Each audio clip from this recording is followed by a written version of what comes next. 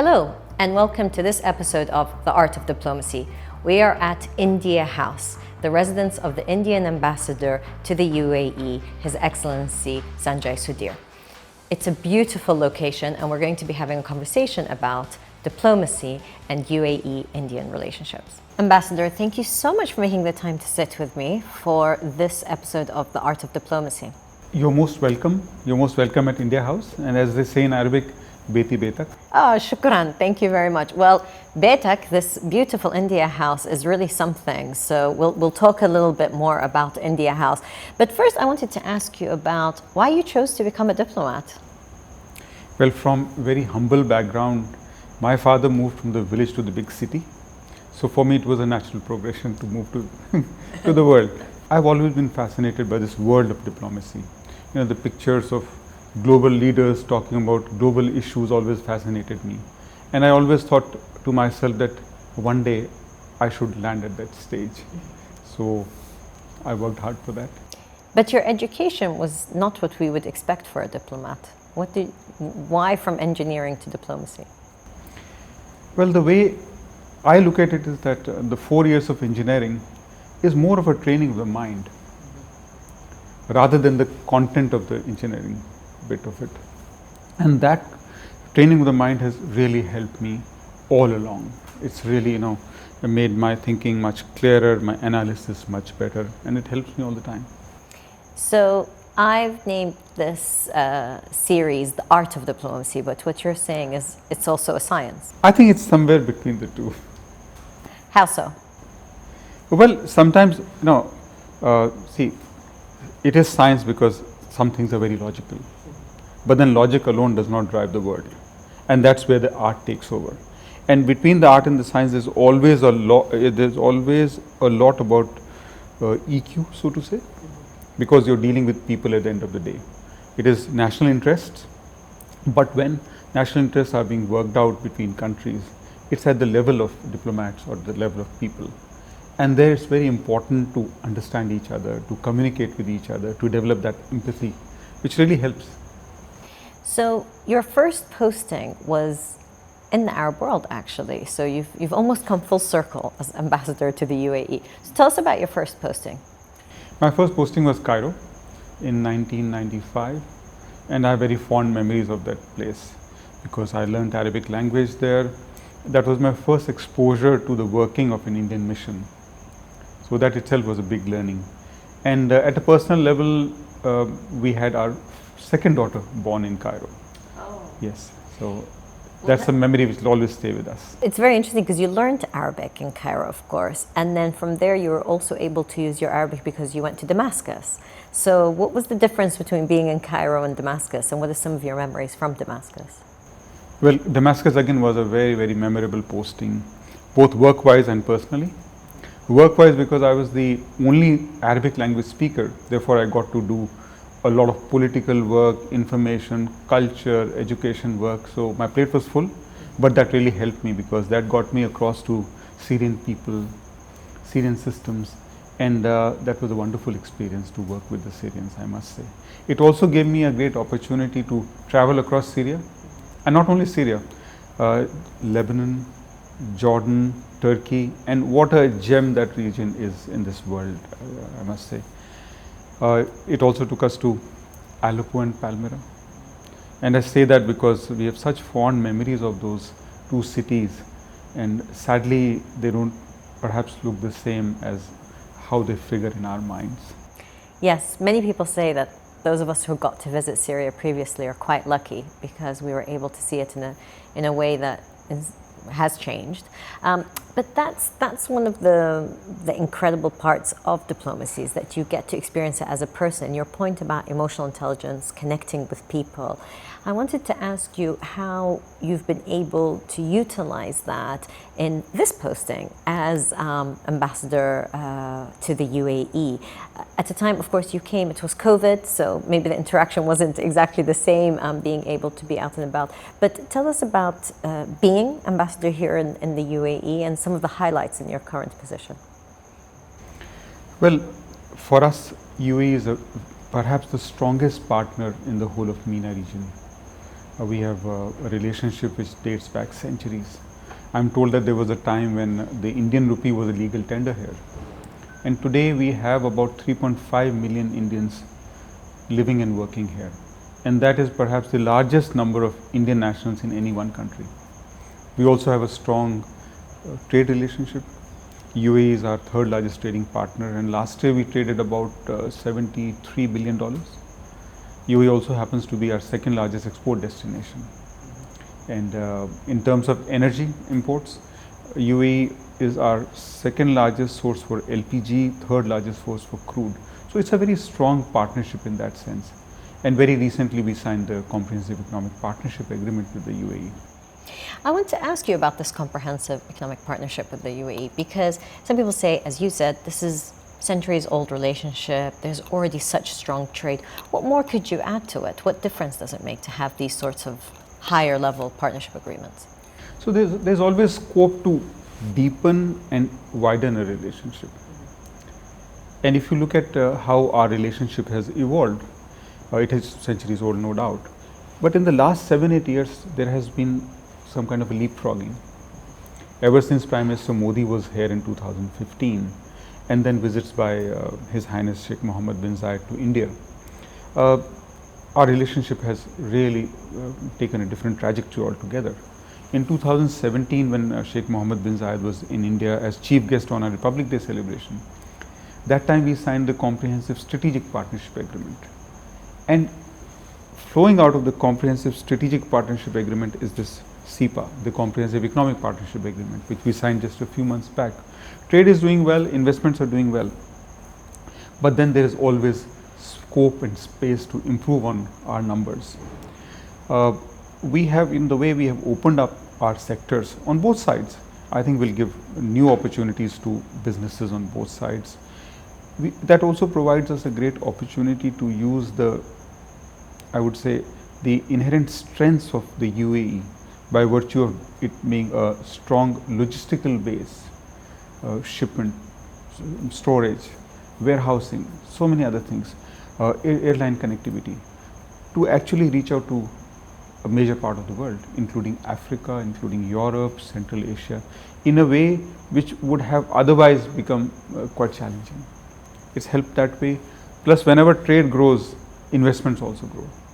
UAE is already the largest Arab investor into India, but then sky is the limit. So it has opened those doorways. And I want to ask about that, the fact that the sky is the limit. When you look to the future of this relationship, what do you see as those strengths? What can we expect to be the highlights of that relationship going forward? I already spoke about the Comprehensive Strategic Partnership Agreement and the CEPA. But one thing very peculiar or very special about this relationship is that this relationship is driven by the vision of its leaders. So it's driven by their vision, and the leaders are constantly monitoring this relationship. So very recently in February this year, the leaders also unveiled a vision document. And that vision document is some kind of a roadmap for the next years and decades to come. It does not talk just about strengthening current areas of cooperation, but futuristic areas. For instance, renewables, green hydrogen, fintech, startups, space cooperation, and a plethora of other areas are covered in that document. And the way it helps is that gives a very clear signal to our systems on both sides that this is the vision of the leaders articulated very well in that document, and that's what we should be looking at. You mentioned the fact that there are about 3.5 million Indians in the UAE. And so also being ambassador and ultimately responsible and caring for such a large community can't be easy. How do you manage? How do you manage to make sure, and how does the embassy, the consulates manage with all of those? Well, the number might look very intimidating, but actually it's not all that difficult, because our Indian community here is well settled, well adjusted because of the ecosystem which is provided by the government of the UAE. They all call it their second home. They're working here, they have their families here, children are going to schools, and the support which we are getting here is really phenomenal. The respect for everyone's cultures, faiths, religious practices is amazing. And that allows the Indian community to live very harmoniously in this country. And whenever there are some challenges, for instance, during the Houthi attack, 2 Indians lost lives. The government spared no effort to make sure that the families of these 2 Indians are well taken care of. And that gives us the confidence and confidence to the entire 3.5 million Indian community that yes, the government is there and government is caring for them. While we're speaking about your job, tell me some of the highlights that you've had so far in the UAE. Well, I've been here for just about 8 months. I came almost in the middle of Dubai Expo, and I think that was one of the highlights. What an amazing event UAE organized when globally spirits were down, spirits were low. And at that point in time, UAE was able to demonstrate to the world that if there's a will, there's a way. And they did it, 24 million footfall. India was very lucky, very privileged that they gave India a permanent pavilion. And I think our pavilion had one of the largest footfalls. So Dubai Expo gave us a big opportunity for a lot of visits. A lot of chief ministers, a lot of cabinet ministers came because of that. And that gave us, added opportunity to actually move on our bilateral agenda. So that was one. Then the SEPA happened, then the vision document. So actually, so many good things happening in the relationship. And if I have to borrow a term from golf, the relationship has hit that sweet spot. And if you see last month, no, not last month, in June 28th, when Prime Minister Modi was here, and beyond all protocol norms, His Highness Sheikh Mohammed bin Zayed actually went to the airport to receive his brother, Prime Minister Modi, along with members of the royal family. And you must have seen the pictures of that warm embrace. As they say, a picture is worth 1,000 words. I would say this one was worth 1,000,000 words. But then that picture represents the fact that in this relationship, both sides are willing to go that extra mile for each other. Now, I want to ask you about time that you spent at the International Cooperation Division at the Ministry of Petroleum and Natural Gas, because you mentioned energy as part of this relationship, and it's one that is important, I think, globally at this point in time, everyone's thinking about energy and energy flows. But I wanted to ask you on a personal level, what did spending that time at that ministry teach you, and did it help equip you in some ways to take on the position here? Well, I think that was a very valuable experience for me because that exposed me to a very different dimension of diplomacy. It helped me take a deep dive into the world of energy diplomacy, which for me, in a sense, was a natural progression from the trade negotiations I used to do at WTO.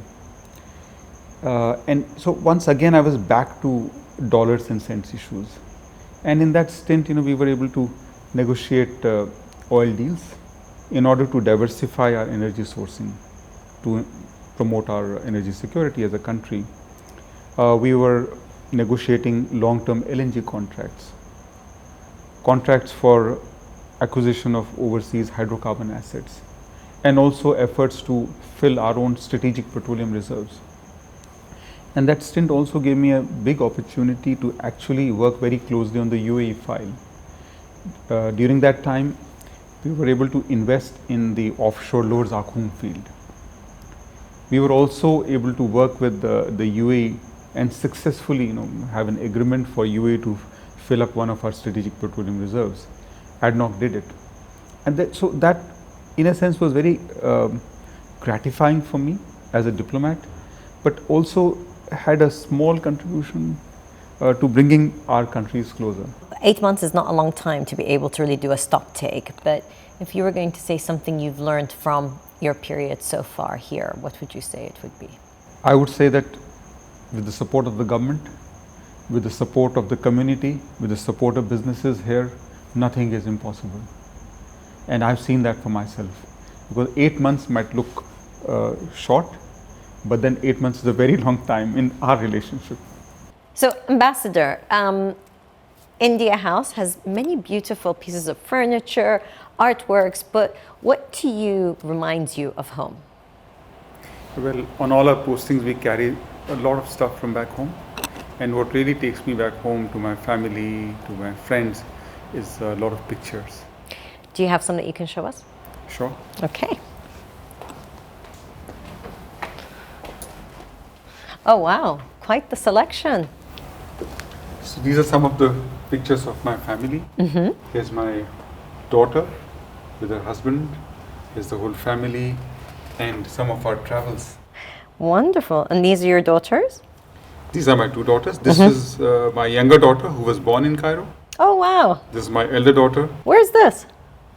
That is from Oxford, where I did a course on diplomacy. That looks very Oxford, very Oxfordian. And you have a lot of art here. So what's this one? So this is kalamkari from the south of India. And this has been traveling with us for quite a few postings now. Oh wow. So that's interesting. So it's not that it's already in India House Abu Dhabi. This is actually one of your own. Yes, this is our own. And that's why there are so many memories attached to it. In addition to the pictures, there's a lot of music which we have always with us. I think that's one of the things that people who are not from diplomatic families don't understand, how much the travel means. You're also far from your loved ones. But you've created a beautiful home here. Thank you for having us here. Thank you very much. You're always most welcome. Thanks, Ambassador.